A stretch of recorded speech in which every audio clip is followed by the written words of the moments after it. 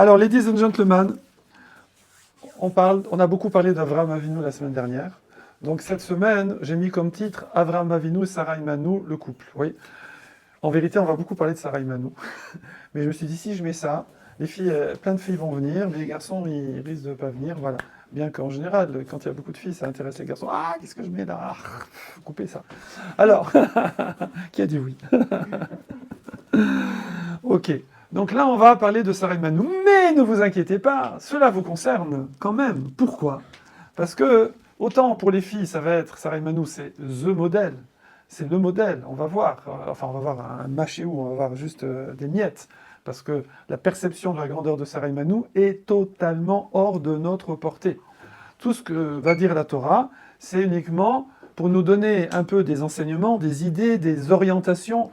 Car c'est vrai que chacun doit se dire quand est-ce que mes actions ressembleront à celles des Havot, mais forcément c'est ressembler à mon niveau par rapport à la génération. Impossible d'atteindre en l'absolu le niveau d'Abraham et de Sarah. Mais ça compte pour la même chose. Si dans notre génération, quelqu'un fait tout ce qu'il doit faire en s'inspirant et grâce à l'héritage des Havot, d'Abraham et de Sarah, et Yitzhak, Yaakov et les autres Imarot, eh bien, il est considéré, c'est le même niveau que Avraham Avinu, simplement en relatif, ici. Ok, voilà. Donc, pourquoi les garçons ne sont pas moins concernés? Parce que autant Sarah Imanu, ça va être un modèle, mais autant pour les garçons, c'est très intéressant. Pourquoi? Pour choisir leur épouse future. Bravo. Puisque vous n'êtes pas sans ignorer. Qu'est-ce qu'un mari chante? Alors moi, je dois avouer, Pachati, je fais tchouva là-dessus. Souvent le vendredi soir. Welcome. Le vendredi soir, vous savez qu'il y a un minag, quand on rentre dans la synagogue, on chante Shalom Aleichem, parce qu'on accueille les anges qui nous accompagnent. Avant, les gens avaient tout le temps des anges qui les accompagnaient, même quand ils allaient aux toilettes, ils disaient « Attendez-moi, je vais aux toilettes, je reviens ». C'est pas une blague, c'était comme ça. On fait plus, celui qui fait ça, ouais, on va un petit peu avoir des craintes, voilà. Mais on a encore ça le vendredi soir, parce que le vendredi soir, on a un niveau de Gdusha beaucoup plus élevé, on a dit Neshama Yetera, un niveau d'âme supplémentaire, on revient de la tfila de vendredi soir, et là, on dit qu'il y a des anges qui nous accompagnent, même si on ne les voit pas, et donc on les accueille, Shalom Aleichem, Malachi Asharet, les anges de service, après Boachem les Shalom, venez pour le Shalom, Bachuni les Shalom, bénissez-nous, donnez-nous la bracha, et après Betzetrem les Shalom, au revoir. Pourtant ils mangent rien, donc ça coûte rien, on pourrait les garder, mais bon. Donc après, les anges vont pas rester, parce qu'on peut pas se targuer, on dit comme ça? Je crois que j'ai pas dit ce mot depuis 40 ans. On peut pas se targuer, et ne pas se taguer, de croire que les anges vont passer toute la soirée avec nous, quoi. D'accord? Autre chose à faire. Mais, donc, on chante Shalachem. Et après, qu'est-ce qu'on chante? Avant les kiddush et les repas, on chante voilà. Et moi, je fais tchouva parce que la vérité, c'est que souvent, je chantais pas trop, quoi. Voilà. J'ai faim, je suis pressé, voilà. Alors, le Chafetz Chaim, on raconte qu'une fois, et peut-être ça arrive même assez souvent, quand il avait des invités, alors il faisait direct le kiddush. Et moi, je me suis trop appuyé là-dessus, parce qu'il ne voulait pas faire attendre les invités. Mais ce que j'ai oublié, c'est qu'il le faisait après, quoi. Ça veut dire, si tu zappes pour pas faire attendre trop les invités, mais fais-le quand même après. Oui. Alors, ce Eshet Raïl décrit la femme virtueuse. On va pas le faire. Une fois, j'avais fait avec des filles, on l'avait étudié, un mercredi soir pour le cours spécial filles. Et on avait étudié un petit peu, et forcément, c'est une mine d'or. Ce Eshet Raïl, c'est une mine d'or. Qui a écrit Eshet Raïl? Alors, bravo, on dit Shlomo Améler. C'est vrai que, pourquoi on dit que c'est Shlomo Améler qui l'a écrit? Parce qu'il est à la fin du Sefer Mishlei. C'est la clôture du Sefer Mishlei. Mishlei a été écrit, je ne sais pas comment on dit en français Mishlei. Proverbe, on dit comme ça, voilà. Mishlei, c'est un sefer de moussar, de morale, d'ashkafa, ok? Et donc, bizarrement, à la fin, on finit par une femme virtueuse. Bon, c'est normal. Je veux dire, c'est le finish, c'est elle qui va élever les enfants, c'est elle qui va... Enfin, nous aussi, on doit élever les enfants, mais on sait que c'est la femme qui a une importance primordiale dans la maison. D'ailleurs, il y a un Rav qui s'appelait Rav Yosef, il appelait pas sa femme, d'accord, comme on fait femme, mais il appelait sa femme maison, ma maison, parce que c'est elle l'essentiel de la maison. Et donc, welcome, c'est magnifique. Et donc, qu'est-ce que je disais là avant? Avant l'arrivée de Aaron m'a troublé, donc très, très embêté. Qui c'est qui suit? Oui, voilà, donc c'est à la fin de Michelet.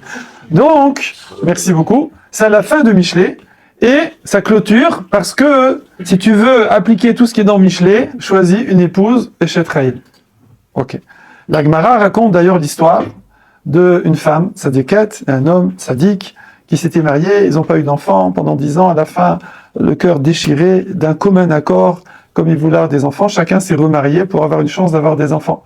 La femme Tzaddiket s'est mariée avec un relou, le Tzaddik s'est marié avec une relou, et la Gemara dit qu'est-ce qui s'est passé plus tard?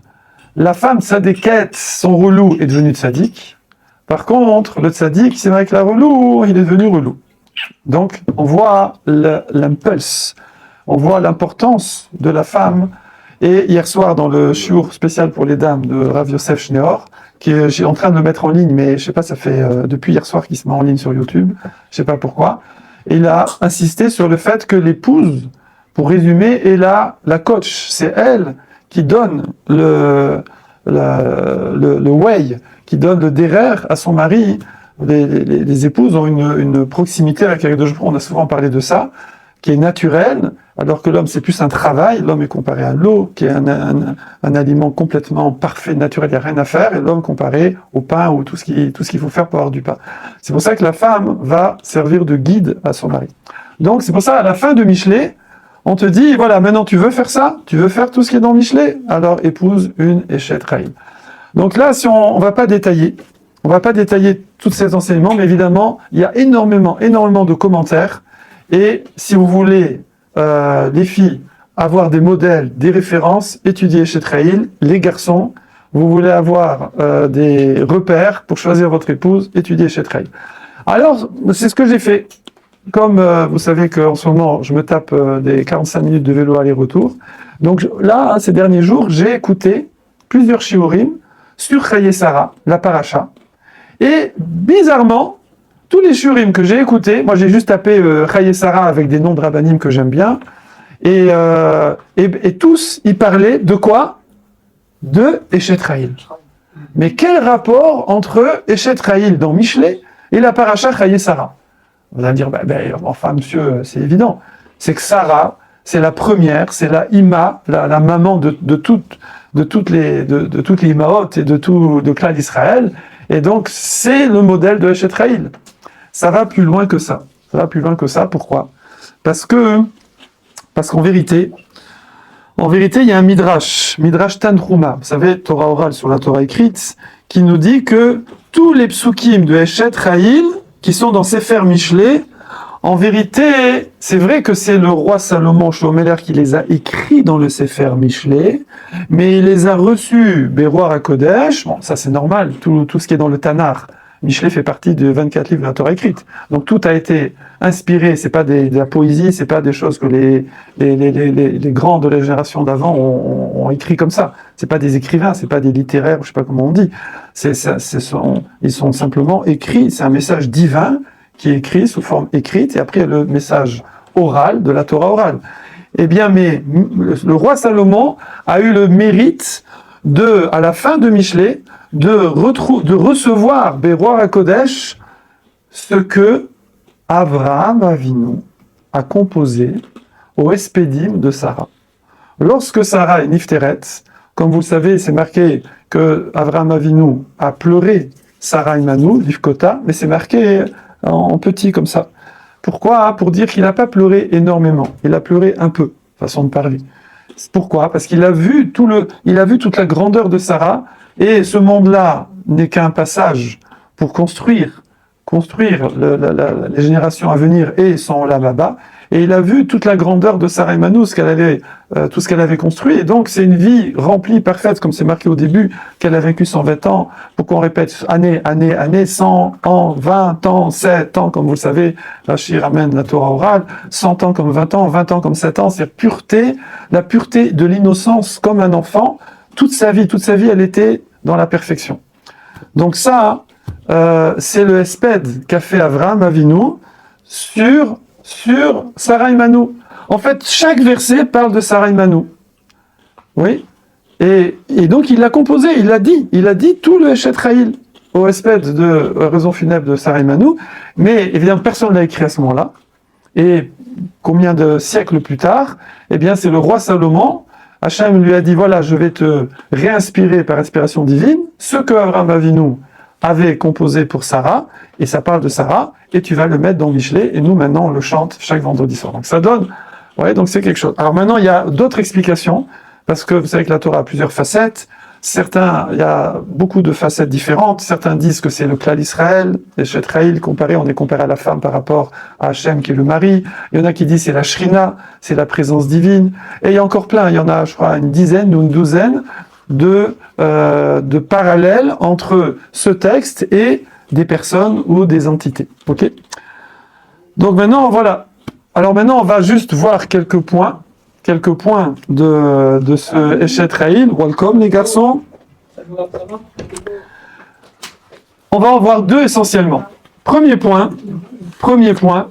c'est marqué donc dans Eshet Chayil vers la fin, c'est marqué Oz ve'adar levusha. Oz, la force. Oz ve'adar levusha. D'ailleurs, c'est le titre d'un sefer sur la tzniut des femmes. Oz ve'adar levusha. Ça veut dire, alors on pourrait traduire la force et la splendeur et son habit, mais ici, ce que je vous partage, c'est l'Imre Noam de Rava Bergel, et lui il dit, il y a une autre explication, c'est que elle met toute sa force dans son habit. Évidemment, quand on dit toute sa force dans son habit, c'est pas pour mettre du Chanel ou je sais pas quoi, c'est genre elle met toute la carte bleue de son mari dans son habit, c'est pas ça, c'est qu'elle met toute son intelligence pour être habillée tzniut. C'est ça que ça veut dire. Et la suite du verset nous dit quoi? Que lorsqu'elle met Oz ve'adar levusha, alors ve'tisrak leyom acharon. C'est ça qui va faire qu'elle va rire au dernier jour. C'est quoi le dernier jour? C'est quand on est en vacances, les grandes vacances. Vous savez, quand on quitte ce monde. Ouais, c'est les vraies vacances. Ouais, sauf que le Club Med où on va aller, c'est celui qu'on a bâti toute notre vie. Donc faut y penser. Voilà. Vous travaillez pour votre Club Med éternel, bon, les Havdil. Et donc, Oz ve'adar levusha, ça c'est pour faire la louange de la tzniut incroyable de Sarah. Alors évidemment, on fait confiance à la Torah, oui, mais la Torah nous donne un petit extrait comme ça, qui est repris d'ailleurs par la Gemara et que Rashi cite dans le Chumash, pour montrer à quel point elle était snoie, et évidemment Avraham Avinu aussi. Eh bien, parce que c'est marqué qu'à un moment, ils ont dû traverser un fleuve, et Avraham Avinu a dû porter Sarah, bon, et pour pas mouiller sa robe, voilà. Veine na yadati ki isha yefat mareat.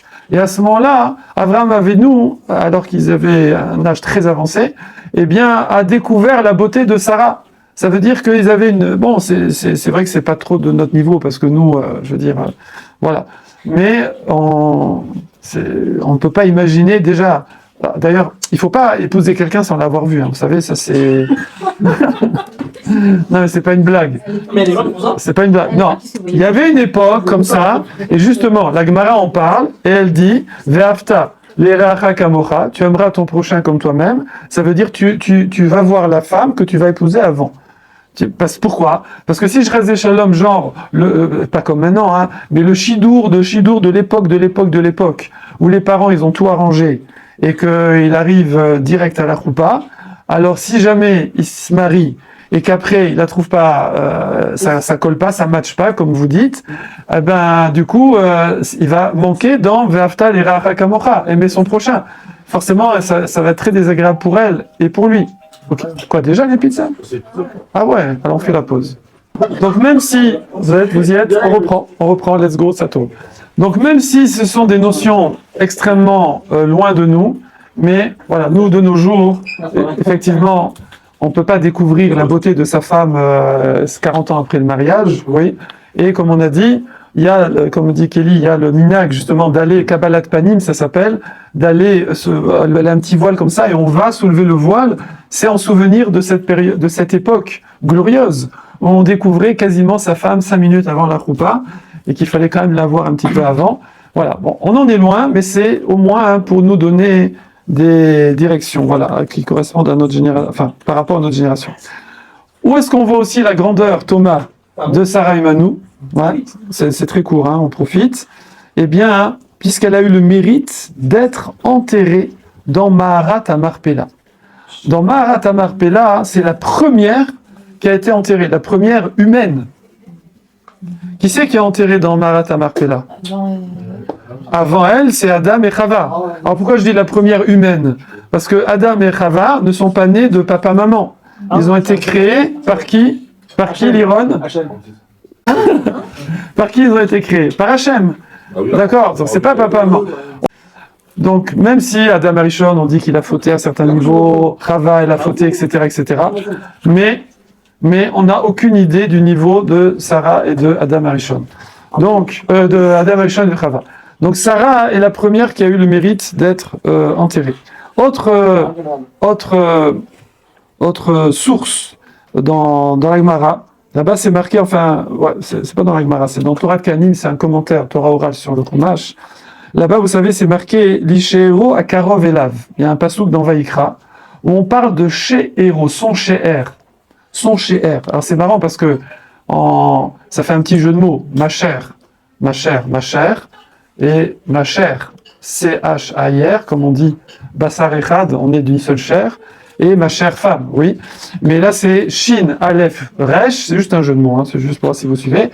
Cher, c'est pour Rashi, il dit, qui c'est cher? C'est qui mon cher? C'est ma femme, c'est l'épouse. Mais d'où vient ce mot? D'où vient ce mot? Et ici, il nous dit, c'est une allusion, c'est la Gemara Ktuvot qui nous dit ça, c'est une allusion à Shirai. Shirai, c'est mes habits. Pourquoi? Parce que quand je veux dire, comme tout à l'heure on a dit, au lieu de dire mon épouse, alors il y a un Amora qui appelait sa femme ma maison, mais au lieu de dire la femme dans la Torah, on dit les habits. Pourquoi? Parce que les habits de la femme vont être, entre guillemets, de certaine façon, c'est qu'un moyen, c'est qu'un kéli, mais c'est par là qu'elle va pouvoir atteindre les plus grands sommets de Gdusha, grâce à la tzniut. Comme vous le savez, la tzniut d'une femme, c'est le même level comparé à la Torah, à l'imoud à Torah. On ne parle pas juste apprendre les lois, s'informer comme les femmes font, et nous aussi on s'informe, d'accord, apprendre la Torah, savoir comment faire. On parle de l'étude approfondie en tant que mitzvah en elle-même, eh bien c'est comparé au limoud de la Torah pour l'homme. Et effectivement, la Gemara aussi nous cite le cas, c'est la Gemara Yoma. Yoma, vous savez, c'est sur Kippur, sur Yom Kippour, où là-bas, la Gemara nous parle d'une femme, Kimchit. C'était une femme qui a eu 7 fils qui sont tous devenus les uns après les autres Kohanim Gedolim. C'est-à-dire qu'ils sont rentrés dans le Kodesh HaKodashim, ils étaient au Beth Amikdash, c'est eux qui bénissaient tout le clan Israël, c'est eux qui donnaient le level spirituel du clan Israël, ça c'est la fonction du Kohen Gadol. Et elle a eu, c'est dingue, je veux dire, parce que déjà avoir un Kohen Gadol, c'était quelque chose d'incroyable, mais un 2, c'est 3, 4, 5, 6, 7 Kohanim Gedolim. Pourquoi?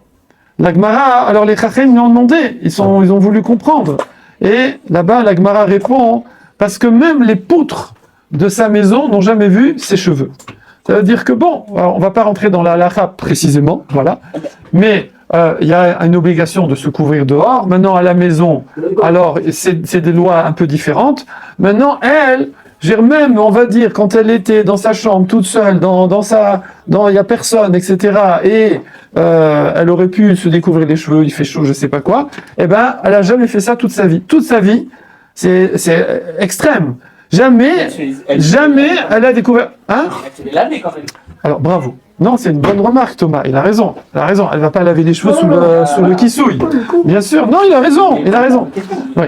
Alors ça c'est juste, on va pas faire les ilchot tsniout, parce que ça nous concerne nous aussi les hommes. Thomas, je te réponds. Ça nous concerne nous aussi les hommes, mais effectivement, autant quelqu'un doit être habillé, couvrir les endroits qui doivent être couverts quand il est dehors, ou même bechadre chadarim, hein, ça c'est le Shulchan Aruch. Dans la halacha, c'est marqué comme ça, Shulchan Aruch, là-bas c'est marqué Siman Bet, donc c'est vraiment au début du Shulchan Aruch, c'est marqué Al Yomar Ineni Bechadre Chadarim Miroeni Ki Akadosh Baruch Hu Male Kol Haaretz Kevodo. Donc, ne pense pas que tu es dans Chadre Chadarim, c'est pas que tu es dans une pièce, dans la pièce de la pièce, dans l'antichambre, vous savez, dans la chambre de la chambre, tout au fond. Ne pense pas personne ne me voit, puisque Akadosh Baruch Hu, il est partout, donc on doit appliquer les règles de Sniout, même au fin fond de la chambre. Mais quand on est dans la salle de bain, dans la salle de bain, ça c'est tsnoua, c'est la Sniout, évidemment, de prendre sa douche sans habit, quoi. Tu n'es pas obligé de rester habillé. Pareil, si tu vas à la piscine, ben, tu te mets en maillot de bain pour les garçons, les filles entre elles se mettent en maillot de bain ou avec le maillot de Sniout. Pareil, nous, si tu vas à la mer, etc., tu vas au mikvé, ben, il n'y a même plus de maillot de bain. C'est normal, selon l'endroit, les règles de Sniout ne sont pas les mêmes. Oui. C'est pas le fait, est-ce qu'on voit mon corps ou pas, de jamais, on le voit jamais. C'est dans les endroits où on ne doit pas le voir, on ne le voit pas. Dans les endroits où c'est normal de se déshabiller, on se déshabille. Mais effectivement, là, l'halakha, c'est que il faut pas, par exemple, se déshabiller dans la chambre, il faut aller dans la salle de bain, dans les toilettes qui servent de salle de bain chez certaines personnes. Et du coup, certaines femmes ont quand même vu ces cheveux ou jamais? Qui? De qui tu parles? Non, ici, les poutres n'ont pas vu, il n'y a pas d'autres femmes qui ont vu non plus. Hein. Voilà. Non. Non, mais une femme dans la chambre couchée. Ah, attends, c'est juste un... je vais pas faire les lois maintenant, comment on fait tatitata, voilà. Ouais. C'est juste pour dire le niveau.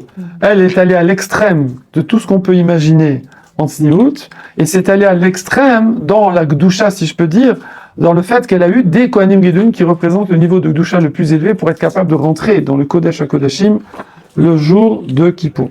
Alors maintenant, vous allez me dire, ok, mais bon, il n'y a plus de Kohanim Gedolim, il n'y a plus le Beth Amikdash, donc, alors non, savoir que ça, de la même façon qu'elle a eu Kohanim Gedolim, si plus quelqu'un veut des enfants Kedoshim Veteorim, Kadosh Vetaor, plus il va avec son épouse et lui, parce que forcément c'est un tandem, eh bien plus ils vont être appliquer les lois de Sniout, lui va l'aider en l'encourageant, sans lui taper dessus, sans lui crier, sans la vexer, etc. évidemment, mais plus il va l'encourager, et elle aussi elle va encourager son mari dans son domaine à lui, et bien plus ça va permettre d'avoir des enfants Kedoshim ou Théorim. Je termine les quelques minutes qui restent avec une notion qu'on a rarement entendue. Welcome. Une notion qu'on a rarement entendue. Souvent, on dit derrière un grand homme, il y a une grande femme. Tu peux passer l'équipote là-bas. Tiens, à Thomas aussi, voilà. Derrière, Thomas aussi, merci beaucoup. Aaron, tu peux passer l'équipe. Voilà. Derrière un grand homme, il y a une grande femme. Ici, toujours le Rav Abergel, il nous dit qu'en fait, vous savez que l'homme, ça s'appelle qu'il est mashpia. L'homme, c'est lui qui donne, et la femme, elle est mekabelet, c'est elle qui reçoit. L'homme zachar et nekeva. Il faut savoir que la machashava de la femme, le niveau de la femme, va dépendre aussi du niveau de l'homme. Le Rav Arush, il parle dans son Sefer sur Shalom Bayit, il dit que la femme, c'est comme un miroir. Ça veut dire qu'elle va renvoyer, alors évidemment, si elle renvoie l'image de l'homme, il va se voir, non. Mais c'est au sens figuré, ok? C'est au sens figuré. Ça veut dire que plus un homme se comporte avec doucha, et c'est vrai que c'est difficile dans notre société de ne pas voir certaines choses, de ne pas penser à certaines choses, plus il va aider sa femme à être aussi à un niveau de doucha élevé. Et inversement, comme on l'a vu tout à l'heure, oui. La Gemara donne une image pour ça, mais c'est pas indispensable. Qu'est-ce qu'il faut apprendre également de cela? Évidemment qu'on doit essayer d'arranger nos actions. Évidemment qu'on doit essayer d'arranger notre façon de parler. Oui. La parole, l'action, la parole. Mais en vérité, on en a déjà parlé souvent ensemble, la source, là où il faut mettre le paquet, là où c'est le plus rentable, là où, si tu travailles là-dessus, tout le reste c'est facile, et ça découle de soi, c'est sur la pensée. C'est sur la pensée, il faut reprendre les choses à la source. Si quelqu'un il pense des bêtises, alors il est amené à regarder des bêtises et à faire des bêtises. Si quelqu'un, dans sa pensée, les choses sont droites, sont claires, et il n'a pas des projets tordus, alors évidemment, il va pas aller dans les endroits où voir les choses qui sont tordues et faire des choses tordues. Thomas? Et par exemple, si quelqu'un t'a dit qu'il y a quelque chose, Oui, alors, c'est dur pour lui de pas y penser. bravo. Eh ben, faut lancer un programme.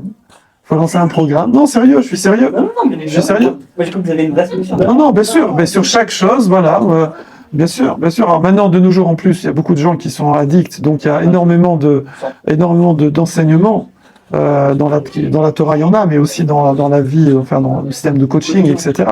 Donc la Torah nous dit comment faire ça. On pourra peut-être faire un cours là-dessus. Je crois qu'on avait déjà parlé de ça d'ailleurs. Comment lutter contre les addictions. Voilà. Déjà, alors comment, on va pas faire du coaching ici, mais évidemment, quelle est la solution, la clé, une clé principale, juste une, on va donner juste une clé qui est donnée ici dans le Sefer, et il cite ici le rabbi de Lubavitch, qui dit comme ça, il dit, si ba amachashavot zarot, o raot, ia riknut barosh. C'est quoi la raison, c'est quoi la cause des pensées étrangères, négatives, mauvaises, qui amènent tout le reste, comme on a dit? Eh bien, c'est la tête vide. Comme on dit, la nature a horreur du vide. Si quelqu'un, il est comme ça, dans les bêtises, dans les ch'touillottes, et c'est sûr que c'est très dur maintenant avec les réseaux, les TikTok, les machins, nos téléphones et tout qui sont là. Hein, comme je dis souvent, à votre époque, enfin quand j'avais votre âge, il n'y avait pas toute cette stimulation des réseaux, des images. Il y avait tout juste le fixe avec le comme ça, avec le cadran qui tourne et qui fait du bruit, d'accord? Donc il n'y avait rien, il y avait la télé bidon, rien du tout, pas d'internet, après il y a le Minitel écrit en vert comme ça sur noir là, comme ça, avec les news là que ça met un quart d'heure pour juste savoir qu'est-ce qui se passe en une phrase à New York. Donc c'était, voilà, après il restait les pubs dans la rue, il n'y en avait pas comme maintenant, c'était quasiment rien à côté de ce qu'il y a maintenant. Donc c'était facile, c'était beaucoup plus facile. Pour nous, il y a un challenge, c'est comme ça, on a plus de mérite, mais forcément, si déjà à l'époque c'était comme ça, de nos jours il faut s'occuper la tête. Alors évidemment il y a des gens qui arrivent à répéter leur Gemara, des shiurim comme ça, et genre vous sortez d'ici, vous essayez de répéter tout le cours, ok? Mais en même temps, Hachem nous a donné le pendant. Il nous a donné la technologie pour certaines raisons, c'était prévu dans le Zohar, hein, je ne vais pas trop m'étarder là-dessus.